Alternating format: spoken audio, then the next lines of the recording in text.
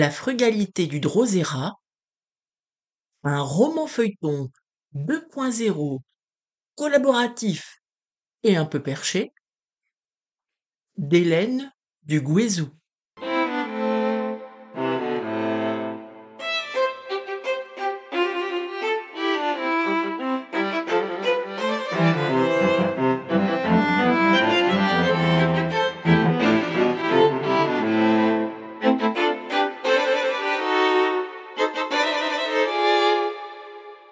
Je dédie cet épisode aux femmes qui sont venues me voir et que j'ai écoutées à Comana dimanche dernier, 23 mars. Elles se reconnaîtront. Épisode 5. Je me suis terrée. J'ai comme cessé de respirer. Ça s'est tassé. Lundi a été catastrophique. J'aborde le mardi avec circonspection. La disparition de Geneviève m'a sonné, même si je sais qu'on se remet de tout. Mon amie Naïg est le plus singulier des exemples de résilience. Je l'ai prise sous mon aile, en quelque sorte. Je veille sur elle. Je prends soin d'elle. Elle a vécu des choses douloureuses qui sont derrière elle désormais. Naïg fait un petit peu de ménage chez moi tous les mardis matins. Et là, c'est elle que j'appelle pour commenter l'état de santé du Drosera. Naïg, tu peux venir voir ça? Elle lâche son éponge, son vaporisateur, enlève ses gants et me rejoint dans mon bureau.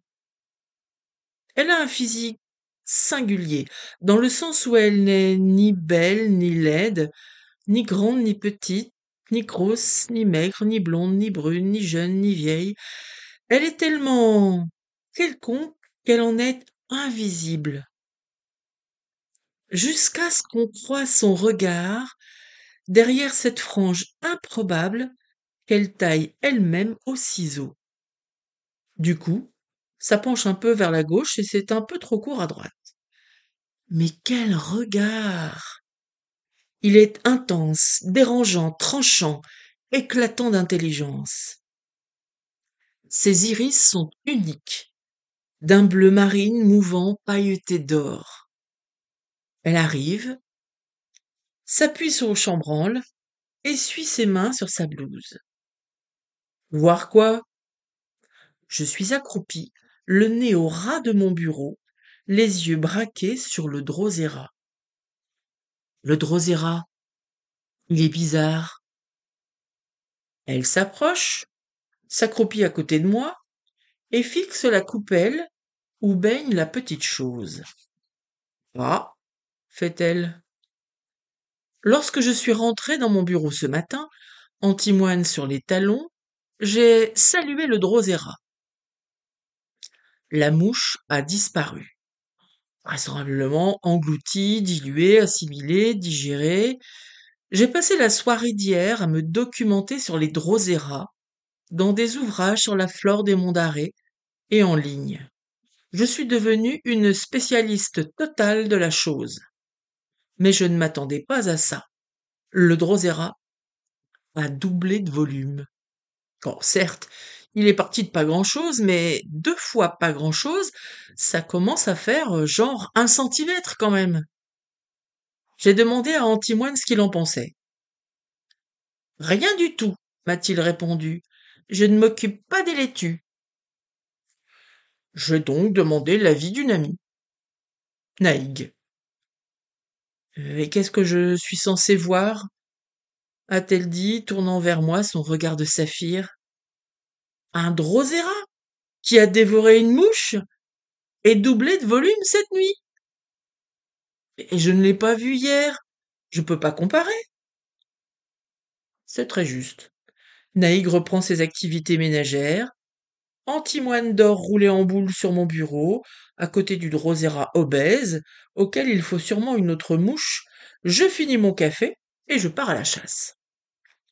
En fin de journée, le Drosera et le chat dûment nourris, une partie d'un paquet de copies corrigées, une lecture professionnelle achevée, il faut que j'aille chercher ma commande chez Isabelle, la boulangère de l'Empolle Guimillot. Sous la pluie et le vent qui balaient le bocage, je me gare au biais du bout de la petite impasse dominant la voie ferrée Brest-Rennes, dans la cour de la petite boulangerie Tibarabéane. Je claque ma portière au pied du petit fournil, Fleurbon, le bois neuf et le feu de bois, les fragrances de farine grillée et le pain cuit. À travers la porte-fenêtre, Isabelle me fait un petit signe de bienvenue. Mon téléphone sonne. C'est Jean-Eudes, je réponds, tout en rentrant me mettre à l'abri dans le fournil surchauffé. J'adresse à Isabelle un petit sourire contraint et désolé en désignant mon téléphone. J'entends la voix blanche de Jean-Eudes. Par la fenêtre, s'ouvrant sur une toile mêlant bocage et crête irradiée par le couchant et malmenée par les rafales, on aperçoit, dans l'axe du roc Trévézel planté tel un amer, le TGV de 18h29 en provenance de Montparnasse qui glisse en chuintant vers Brest. Isabelle me tend le joli pain de méteille que j'ai commandé. Édouard a disparu en mer.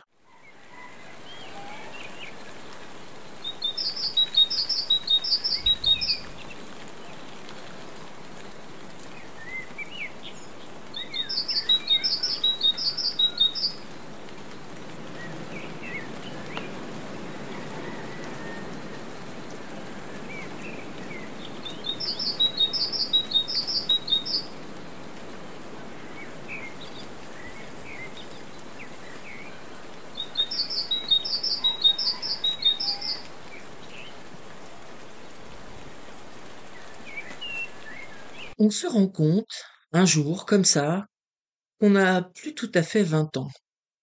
Et même qu'on a pris le double dans les dents. Comme ça, sans prévenir. Tout autour de soi, le monde semble rapetissé, un peu comme un pull en laine qu'on passerait à la machine année après année et qui feutrerait insidieusement. Il rétrécit et on épaissit. Est-ce que j'avais des rêves à 20 ans? Oui, peut-être, sûrement. Je me souviens juste que je ne voulais pas devenir comme ma mère. Eh bien, c'est raté. À 20 ans, j'avais soigneusement loupé mes études et épousé le meilleur ami de mon frère, le fils aîné de la ferme voisine.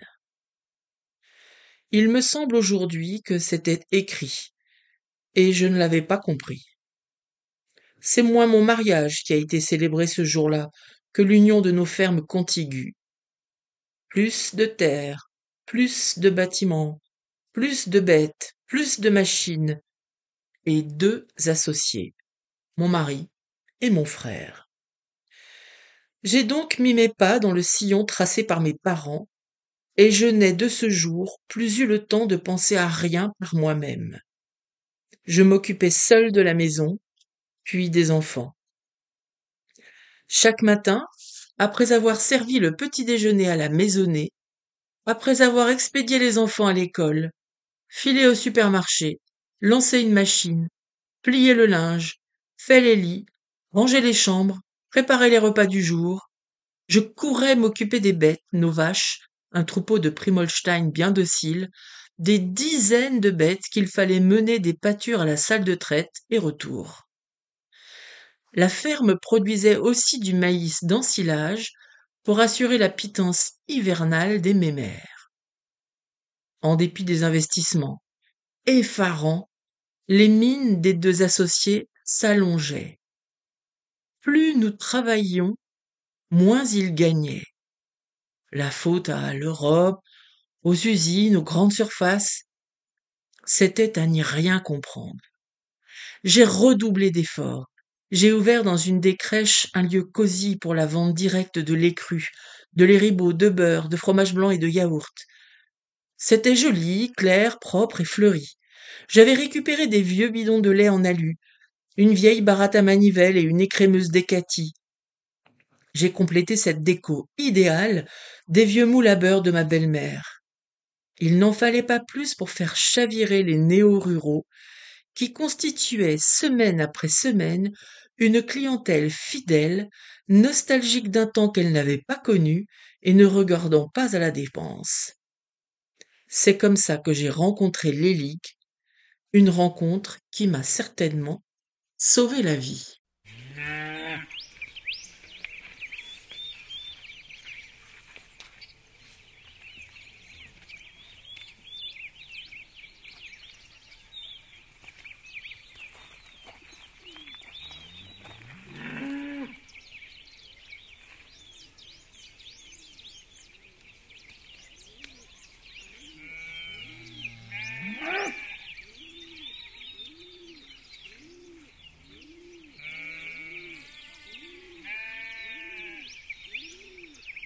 Mes journées n'en finissaient pas.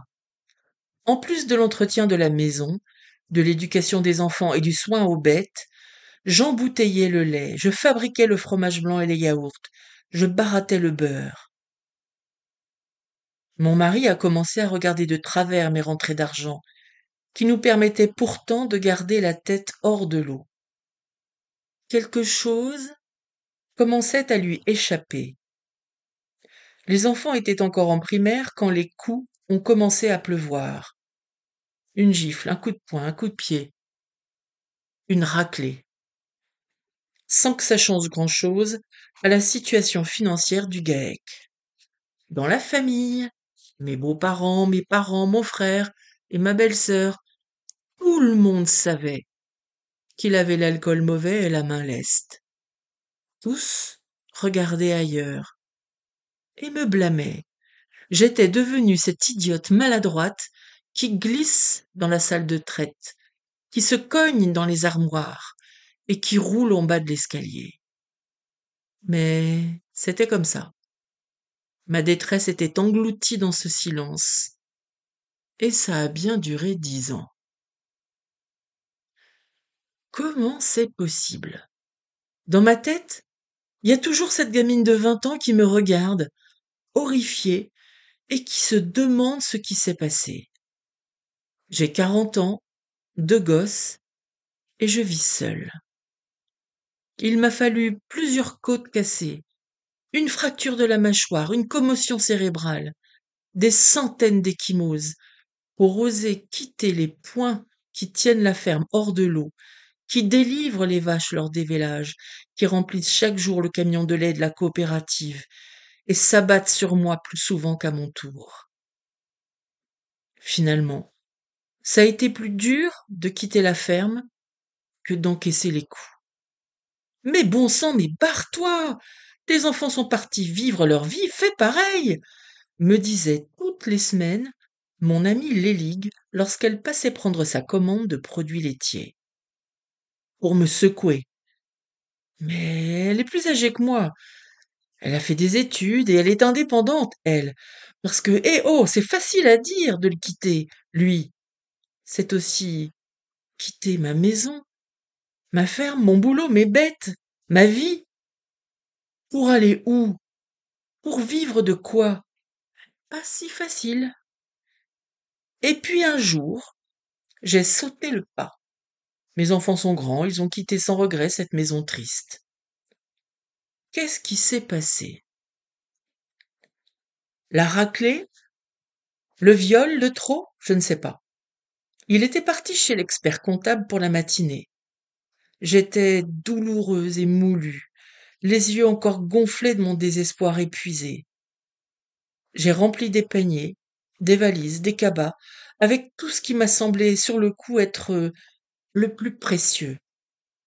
Les albums photos des enfants, mon vieux PC portable, mes livres, mes fringues, mes papiers. J'ai bourré ma vieille 4L avec mes trésors, prié pour qu'elle démarre et envoyé un texto à Lélig. Je pars. C'était laconique, mais elle a compris et a préparé sa chambre d'amis, comme elle me l'avait promis. Lui, avec mon frère et mon père, il m'a cherché longtemps, les poings serrés, mâchoire crispée, dans tous les villages alentours. Les gendarmes ne s'en sont soigneusement pas mêlés. Certes, il y avait des rumeurs qui couraient sur la lande, dans les cours des fermes et dans les villages, mais personne n'a pris le risque de les appeler. Et après mon départ, personne n'a non plus osé m'embaucher, même si tout le monde savait à quel point j'étais efficace dans une ferme. Et je les comprends. Se mettre à dos les patrons du GEG de Pencalet, c'était pas rien. Je me suis terrée, j'ai comme cessé de respirer. Ça s'est tassé.